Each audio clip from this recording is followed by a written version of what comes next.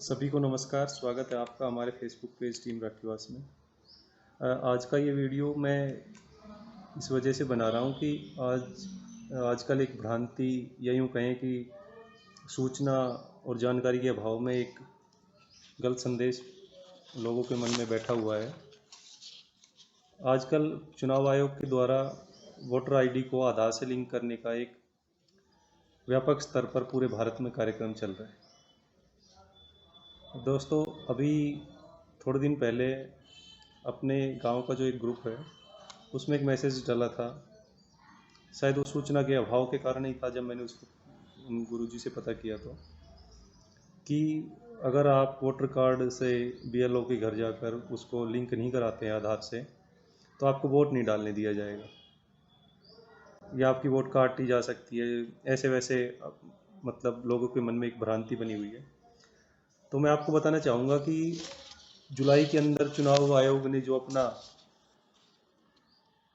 Letter जारी किया था, अभी मेरे हाथ में है वो लेटर, आप भी देख पा रहे होंगे स्क्रीन पर। उसके अंदर उन्होंने स्पष्ट लिखा था, 5 नंबर उनका जो पैरा था उसके अंदर स्पष्ट लिखा है, निर्वाचक रजिस्ट्रीकरण अधिकारी निर्वाचक नामावली में इस आधार पर किसी भी प्रविष्टि को नहीं हटाएगा कि किसी मौजूदा निर्वाचक ने अपना आधार नंबर दिया, नहीं दिया, सूचित नहीं किया। और इसमें इसका जो विषय है, इसका जो मेन हेडिंग है, उसमें ही इन्होंने स्पष्ट किया हुआ है कि इसके प्रमाणीकरण के लिए स्वैच्छिक आधार पर निर्वाचकों से आधार डाटा एकत्रित करना। मतलब कि स्वैच्छिक मतलब मतदाता की मर्जी है कि वो आधार को अपना लिंक करवाना चाहता है या नहीं चाहता। अभी हाल फिलहाल के लिए इसको स्वैच्छिक ही रखा गया है, कोई कंपलसरी नहीं है। दूसरा, इसीलिए जब हरियाणा के चुनाव आयोग ने इस संबंध में जब पालना की और अपना लेटर जारी किया, उसमें भी यही लिखा हुआ है, आप देख पा रहे होंगे स्क्रीन पर। Start house to house visit of BLOs for collection of Aadhaar number voluntarily from electors in form 6B from 6 August 2022। इसका मतलब ये है कि आधार नंबर मतदाता के लिए स्वैच्छिक है, वो BLO को उपलब्ध कराए या ना कराए। और जैसा पिछले जो भारत सरकार निर्वाचन आयोग, केंद्र के जो निर्वाचन आयोग का पत्र था, उसमें स्पष्ट लिखा है, किसी भी वोटर की वोट जो है नहीं काटी जाएगी, उसका नाम वोटर लिस्ट से नहीं हटाया जाएगा। दूसरा, एक भ्रांति और थी इसमें कि BLO के पास जाकर आपको ये कराना पड़ेगा।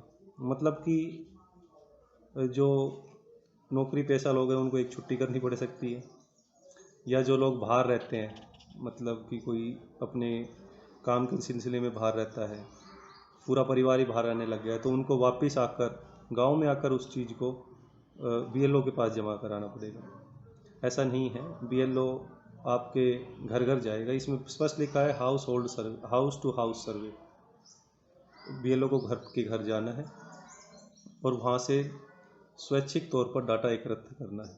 मतलब आपसे पूछा जाएगा कि आप अपना जो है आधार से लिंक कराना चाहते हैं या नहीं चाहते। आपके पास आधार है, नहीं है, आपका नहीं है, आपका मन नहीं है, तो आपके ऊपर कोई किसी प्रकार का दबाव नहीं है।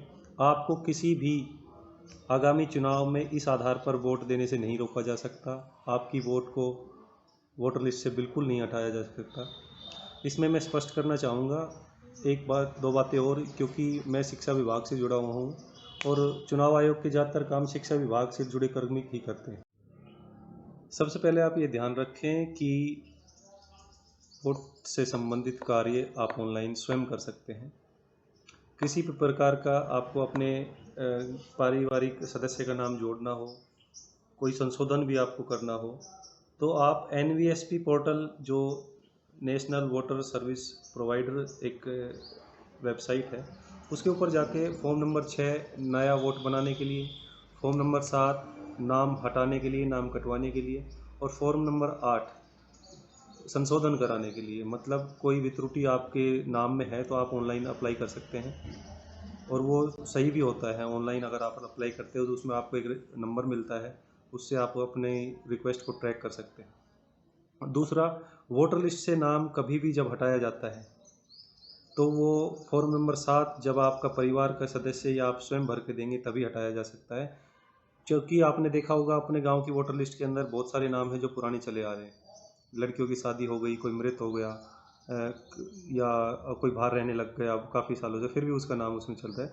तो सरकार या चुनाव आयोग को ये नियम है कि जब तक उसका पारिवारिक सदस्य या वो स्वयं व्यक्ति या कोई भी अन्य जिसको आक्षेप है, जो इसको ऑब्जेक्शन है, वो फॉर्म भर के नहीं देता है फॉर्म नंबर 7, जब तक किसी का नाम नहीं हटाया जाएगा। हाँ, कई बार सर्वे के दौरान जो जिनकी डेथ हो गई है या डबल एंट्री है उनको स्वैच्छिक रूप से बीएलओज अपने स्तर पे हटा सकते हैं। दूसरा, आप ये ध्यान रखना कि आप जो ये आधार नंबर से जोड़ने का काम आप खुद भी कर सकते हैं अगर आपका मन करता है या आपकी स्वेच्छा है इसको जोड़ने की, तो इसी वेबसाइट पे जाके या इससे संबंधित ऐप को इंस्टॉल करके फॉर्म नंबर 6B, जी हाँ, आधार नंबर से वोटर आईडी को लिंक करने के लिए फॉर्म नंबर 6B है, उसमें आप अपनी सूचनाएं दर्ज करके इसको लिंक कर सकते हैं। एक चीज़ और याद रखिएगा, जब भी वोट का समय आता है आपको संशोधन कराना हो, एक पंचायती राज के लिए हरियाणा सरकार का चुनाव आयोग काम करता है, जबकि विधानसभा और लोकसभा के लिए केंद्र सरकार का चुनाव आयोग काम करता है।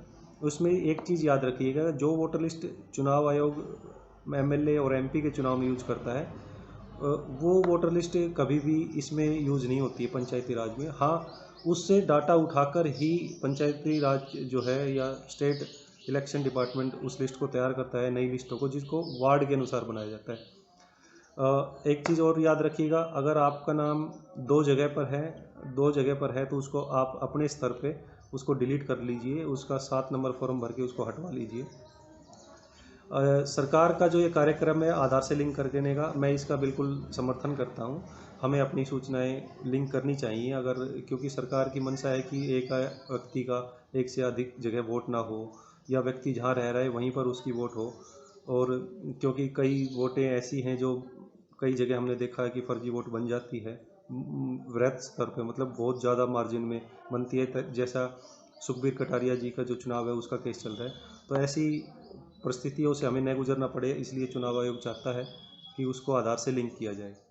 लेकिन इस कार्यक्रम की कुछ भ्रांतियां, जैसे वोट काट देना, वोट नहीं डलेगी, इस प्रकार के नियम जो हैं बिल्कुल भी लागू नहीं है। आप अपनी स्वेच्छा से इसको लिंक कर सकते हैं, इसीलिए ये वीडियो बनाया गया है। उम्मीद है आपको पसंद आया होगा। धन्यवाद।